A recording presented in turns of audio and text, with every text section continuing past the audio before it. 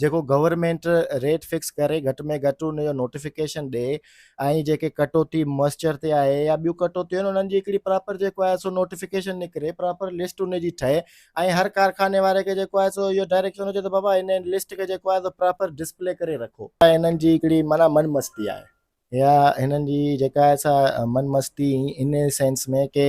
बसि असांजी मर्ज़ी, असीं जेको आहे सो वक़्त जा चइजे त हाकिम आहियूं, फिरोन आहियूं, असांजी मर्ज़ी आहे, असीं जेको आहे सो जीअं वणे जंहिंखे जंहिं काठी सां उन काठी सां हाकलियूं। दरअसल इहो हिकिड़ो मामिलो माना हिकिड़ो चइजे त हिकिड़ो उरूज ते इहो मामिलो पियो हले ऐं इहा सरासर नाजाइज़ी आहे या हिकिड़े क़िस्म जी माना मन मस्ती आहे। नाजाइज़ी न, हिनखे मन मस्ती चइबो या मन मस्ती आहे। पाण वटि हिते सभिनी खां वॾो जेको बहिरान आहे न उहो कानून जो आहे। जेके कानून नाफ़िज़ करण वारा जेके इदारा आहिनि उहे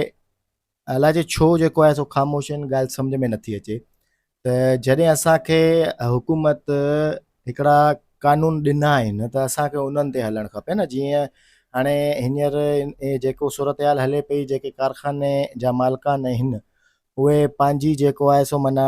चइजे हिकिड़ो मन मस्ती करे ऐं पंहिंजे हिसाब सां मॉइस्चर जी कटौती सारनि में अलॻि सां जेका हिननि जी पंहिंजी मर्ज़ी उन हिसाब सां जेका कटौती, उन खां पोइ रेट बि वरी जेको आहे सो असांजी पंहिंजी मर्ज़ी, असीं पंहिंजी मर्ज़ी सां ईंदासीं। त इनखे माना इन सॼी डेफिनेशन खे माण्हू खणी अचे, इन जो हिकिड़ो चइजे त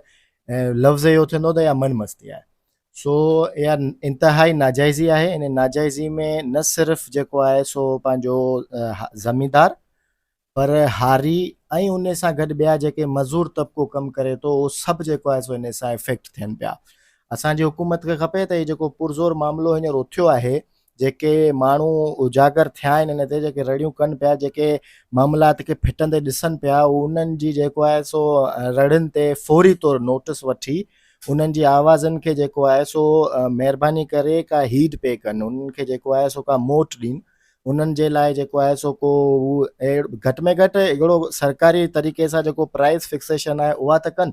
असांखे जेको कानून ॾिनो पियो आहे पंहिंजो प्राइस फिक्सेशन जो ऐं एंटी प्रॉफिटिंग जो, सिंध एसेंशियल कॉमोडिटीज़ एंड पंहिंजो प्रॉफिटिंग ऑफ होर्डिंग एक्ट आहे, इन्हनि जो पंहिंजे सिंध जा जेके आहिनि से ॿिया बि अहिड़ा आहिनि जंहिंमें माना कंज्यूमर लॉ आहे, ॿिया अहिड़ा कानून आहिनि जिन्हनि में जेको आहे सो माना प्रॉपर लिखियो पिया जंहिंजी इहा ख़िलाफ़ वर्ज़ी पिया कनि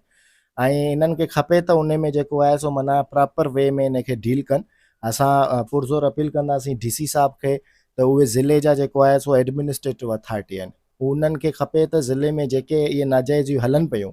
जेके जेको आहे सो माना पंहिंजी मन मर्ज़ी जो प्रॉफिट रखनि पिया, पंहिंजी मन मर्ज़ी जा जेके आहिनि से रेट ॾियनि पिया, पंहिंजी मन मर्ज़ी सां माण्हुनि खे नुक़सानु ॾियनि पिया, पंहिंजी मन मर्ज़ी सां जीअं वणे थी कनि पिया, त उन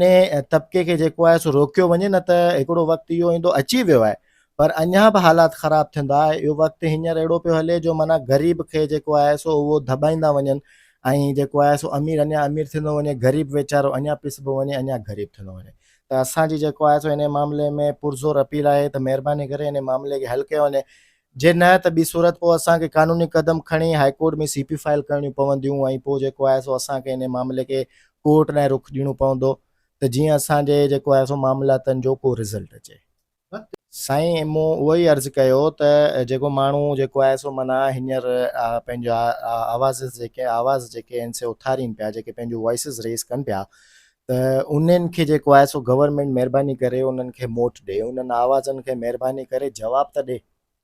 उनखे रिज़ल्ट ॾिए, उन ते जेको आहे सो प्रॉपर पंहिंजो कमु करे। असांजी वरी बि इहा ई गुज़ारिश आहे त महिरबानी करे तव्हां पंहिंजी ड्यूटी सर अंजाम ॾियो। असीं तव्हां खां को गैरकानूनी कमु त नथा घुरूं, असीं पंहिंजो हक़ था घुरूं, असांजो हक़ आहे, असांखे असांजो हक़ ॾिनो वञे। असीं ईअं नथा चऊं त असांखे हरू भरू तव्हां हेॾो रेट ॾियो। जेको गवर्नमेंट रेट फिक्स करे घटि में घटि उनजो नोटिफिकेशन ॾिए ऐं जेके कटौती मॉइस्चर ते आहे या ॿियूं कटौतियूं आहिनि उन्हनि जी हिकिड़ी प्रॉपर जेको आहे सो नोटिफिकेशन निकिरे, प्रॉपर लिस्ट उनजी ठहे ऐं हर कारखाने वारे खे जेको आहे सो इहो डायरेक्शन हुजे त बाबा इन लिस्ट खे जेको आहे सो प्रॉपर डिस्प्ले करे रखो, त जेको माण्हू अचे उहो पढ़े, उहो ॾिसे, उहो सम्झे, उन हिसाब सां उहो पंहिंजो चार्ज कनि, वठनि ऐं जेको आहे सो ज़मींदारनि खे, हारियुनि खे, मज़ूरनि खे, उन्हनि खे पंहिंजो हक़ ॾियनि। साईं इहा हिननि जी हिकिड़ी माना मन मस्ती आहे या हिननि जी जेका आहे सा मन मस्ती इन सेंस में कि बसि असांजी मर्ज़ी,